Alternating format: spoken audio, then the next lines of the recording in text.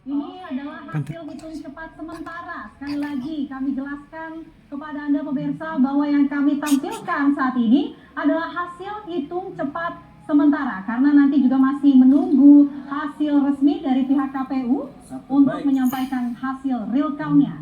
Baik, LSI ini karena LSI ditampilkan di sini boleh disebutkan saja kalau begitu Mas Aji. Ya, data kita per jam 3 ini data masuk 47,8%, ya, hampir 50% data masuk, ya.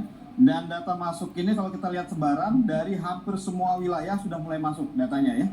Dan beberapa wilayah yang kita sebut sebagai battleground, Jawa Tengah, Jawa Timur, Jawa Barat, ya, ini rata-rata juga sudah masuk di atas 40-50%, ya, di battlegroundnya, termasuk beberapa wilayah padat populasi pemilih, misalnya Sumatera Utara, Sulawesi Selatan, kemudian Lampung, hampir semuanya sudah rata-rata di atas 30%, ya. Oke. Dari data ini menunjukkan bahwa saat ini pasangan nomor urut 2 unggul jauh, ya, di angka 59,93%, ya. Kemudian disusul pasangan 01 Pak Anies Caimin di angka 21,76%, dan terakhir pasangan Ganjar Mahfud di angka 18,32%. Data masuk 48,50%, dan sebarannya hampir mulai normal karena sudah di angka 48% data masuk.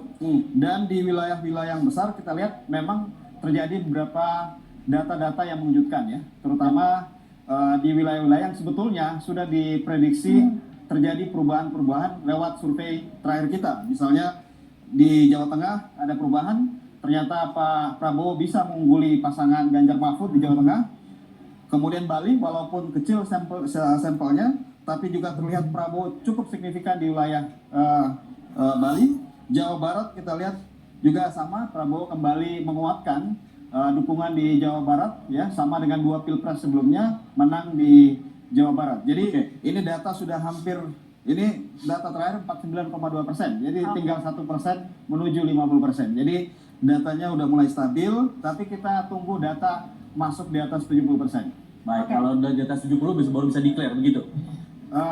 Ya, tapi kita lihat apakah ada peluang kita untuk bisa dengan selisih yang begitu tinggi untuk declare apakah 1 putaran ataupun 2 putaran, ataupun siapa menjadi pemenang pemilu kali ini. Oke. Nextnya boleh Prof Burhan. Disebutkan dulu saja sampai kita data masuk ke layar. Oke, Alfa, kita mendapatkan data masuk 26,93% dari 3.000 TPS, dan dari data masuk 26,93%, kita dapatkan informasi TPS sebagai sampel kita di seluruh provinsi sudah terwakili, meskipun lagi-lagi proporsinya masih belum proporsional. Ada beberapa provinsi yang sudah besar suaranya masuk, ada yang masih kecil. Tapi overall Prabowo Gibran mendapatkan suara 59,74%. Kemudian Anies Mohaimin 23,44%, Ganjar Mahfud 16,82%. Selisih Pak Prabowo Gibran dengan 2 paslon rivalnya sangat jauh, signifikan secara statistik. Dan kalau kita lihat stabilitas suara bahkan sudah stabil sejak data masuk 5%. Jadi sepertinya tidak ada pergerakan yang berarti antara ketiga paslon, dan kemungkinan besar kalau sudah tercipta proporsionalitas dan stabilitas suara, kemungkinan tidak berubah banyak. Tapi lagi-lagi ini data quick count, kita harus lebih sabar menunggu, lebih besar lagi suara masuk untuk mengambil kesimpulan. Meskipun Alfat, Agita kalau tanya ke saya, apakah mungkin ada tsunami elektoral yang membuat hasil quick count berubah, saya katakan hampir nyaris tidak ada. Dan yang menggembirakan adalah tingkat partisipasi ada indikasi lebih tinggi dibanding 2019. Ada angkanya? Ada 83,75%. 83% partisipasi 2019 cuma 81%, sekarang 83,75%, dan itu saya saksikan tadi pagi hujan deras di TPS saya, orang masih dengan semangat 45 mencoblos, ya, dan itu mungkin refleksi dari antusiasme publik, ya, untuk merayakan pesta demokrasi. Baik, itu dia dari indikator Poltreking. Mungkin saya mau langsung ke sebelah kanan lagi, Agita dan juga pemirsa. Poltreking Indonesia, Mas Hanta Yuda, mungkin bisa dibacakan terlebih dahulu, datanya seperti apa? Poltreking di data saya sudah masuk 40% dari 3.000 TPS, perolehannya yang unggul sementara di data 40% ini adalah paslon nomor 2 Prabowo Gibran di angka 60,61%. Jadi 60,6%. Fantastis sekali Anda Ya, mirip dengan exit poll kami. Exit tadi sekitar 58%. Jadi sangat tipis.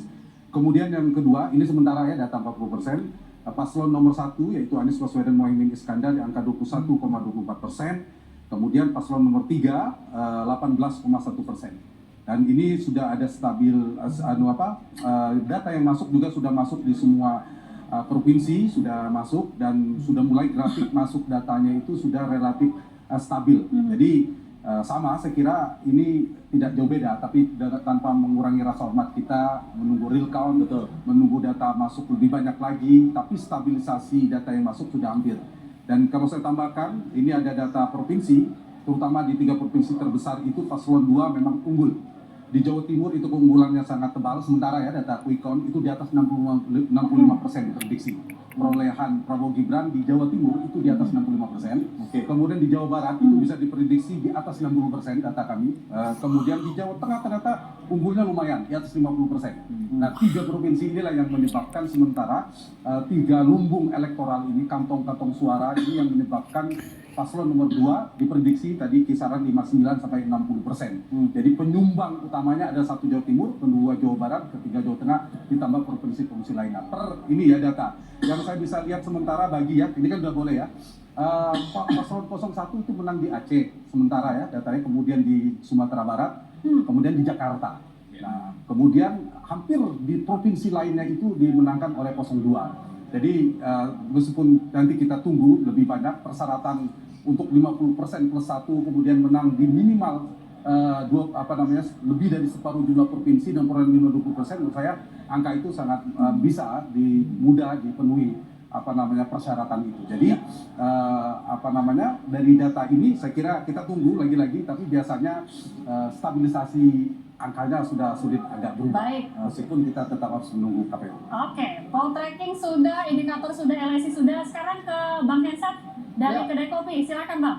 Nampaknya ini sudah menahan-nahan dari tadi, silahkan Bang. Ya, data yang masuk di Kedai Kopi baru 36,05%. Dan kondisinya memang